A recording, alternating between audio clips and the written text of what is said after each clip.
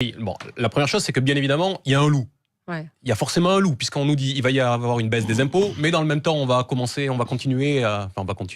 donner à celles et ceux qui réclament, et dans le même temps, on va s'en tenir au cadre des 3% de déficit, 2% de déficit, nous dit M. Darmanin, pour l'année prochaine. Tout le monde voit bien que cela est intenable et que donc, tant qu'on aura ce corset de l'Union européenne et qu'on s'y astreindra de manière volontaire comme on le fait là, on ne pourra pas mettre en place une politique de relance nécessaire. Mais ce ne sont pas 95% des Français qui vont bénéficier d'une baisse d'impôts. C'est 95% de ceux qui sont assujettis à l'impôt sur le revenu, c'est-à-dire 45% des Français, c'est-à-dire au final à peine 40% des Français qui vont bénéficier de cela. Eh bien écoutez, ça veut dire que notre auditeur a raison. Notre auditeur dit ce qu'on va nous rendre prétendument avec l'impôt sur le revenu, ça va augmenter avec la TVA. Et là, ça va augmenter pour tout le monde, et notamment pour celles et ceux qui sont les plus vulnérables, les plus fragilisés, celles et ceux qui sont sortis sur les ronds-points dans le mouvement des Gilets jaunes. Monsieur Macron ne résout rien, il prend l'argent dans une poche et pour la remettre dans une autre, mais en réalité, il ne s'attaque absolument pas au problème le plus important,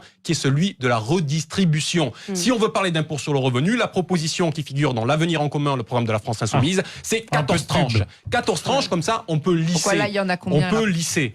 Il y a combien